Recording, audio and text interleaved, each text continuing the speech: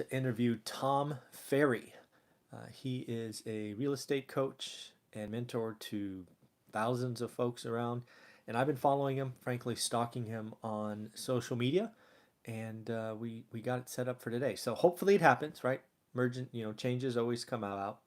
But I confirmed yesterday, have his admin's name, and I think it's going to happen. So look for that interview today. If it goes down at 9, it'll probably be uploaded by, I don't know, 11:30, something like that. So should be a lot of fun.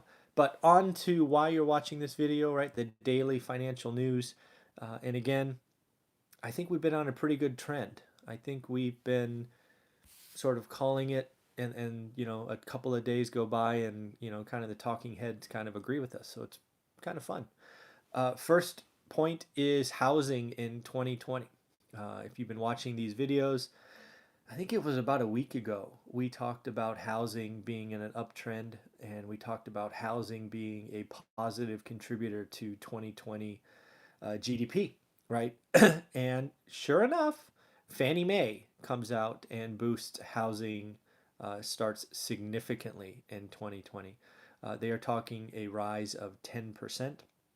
That is in comparison to a single percent or 1% in 2019. So again, with significantly more housing starts comes more jobs and the like, and all those extra sort of side benefits out of just construction.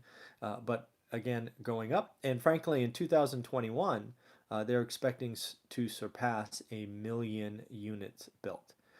It's been a while since we have done that. The peak was actually in 2005, if you're wondering, and it was 1.7 million units produced. So really what they're coming out with Fannie Mae is they are agreeing with us, and they are saying that real estate construction will be a positive wind at the back to our GDP. So that is it's going to be good, and frankly, it's the first time in a while, right? There was a while there, I think 2003, 4, and 5, where housing was clearly a positive contributor. Right, went through a decade of not being a positive contributor, so we will see what's going on there. Next up, I just talked about it yesterday, it might have been the day before, about Amazon sort of telling its prime third party sellers not to use FedEx Ground. Lo and behold, FedEx reported earnings after the bell yesterday, and to say they weren't great is a understatement. Lots of blame to go around if you listen or actually read. I didn't listen, I read the report. And their stock's down 9% as of this recording, or shortly before this recording. And clearly it's a battle with Amazon. There's some stuff in Europe they flagged, and all of that stuff, but they're coming out with a couple of one arrogant, and a couple of things that scared me. They said, and I quote, they're going to lap Amazon by 2021. That's an awful bold statement. That is a statement for someone who probably got caught off guard and needs to say something. I'm not sure how FedEx laps Amazon, right?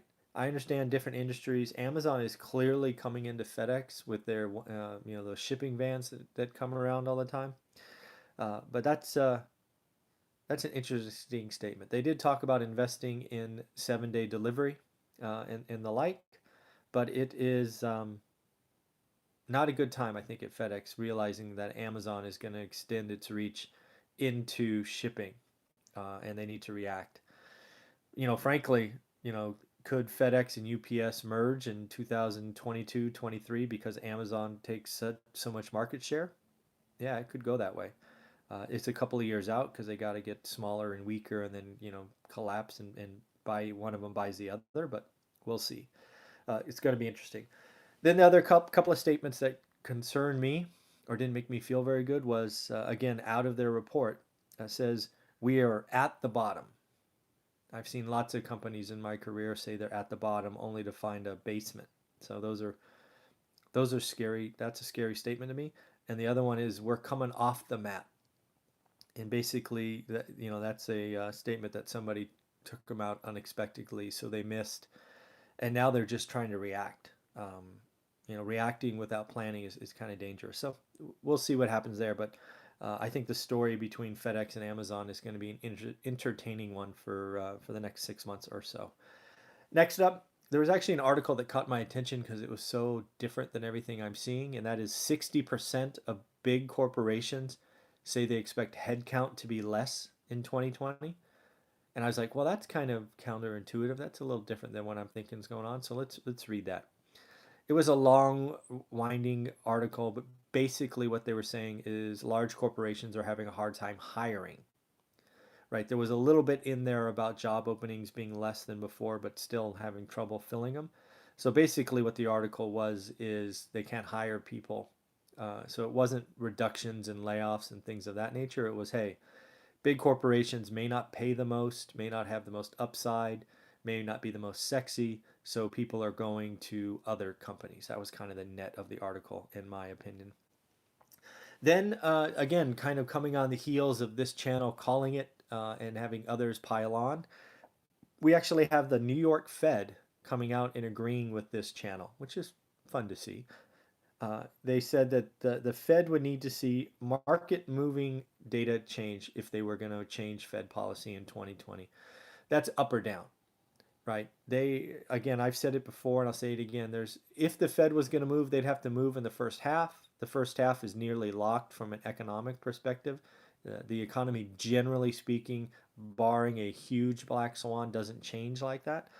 So the Fed's not moving in 2020. There's very, very like less than 1% chance they change in the second half because of the election. They don't want to be seen as impacting that. So pretty crazy. And then the last thing I saw today is about streaming services.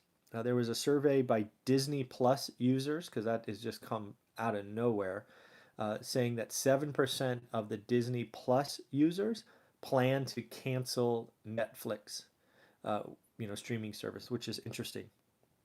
I think it's interesting because 93% of them are saying, I'm going to keep both, right? I'm going to sign up for more monthly fees and pay both streaming services. So that's what I took from the article. The other article was basically, or the article was trying to say that Disney Plus is taking Netflix share or will be soon. And I'm like, that's not the story. The story is 93% of them who have both will keep both. That's the story. And again, this all goes back, these are all indicators to me that the consumer is fine, right? The consumer would not have multiple streaming services if they were scared. They would cancel one, and they're not. Um, Housing being a wind at our back into 2020. So the consumer is fine, rates are fine. Again, I see 2020 being a nice year. And lastly, earlier in the week, I think it was Monday, it might have been Sunday, I said that the last trading days, the market was going to melt up. And so far, every day, we've had just a little bit better number. And, again, my caution there is be careful, right? Because 2020 will be here in a heartbeat. And, I know some of you are thinking about, I don't want to sell it now because I have the capital gains or the income tax in 19. I'll wait to 20. It'll be interesting to see what happens the first couple of days in 2020 because we could see a reverse of this melt up as people do their tax selling for 2020. So, in the end, be careful, look at your portfolio, see what's going on, and we will talk to you tomorrow. Have fun. Bye.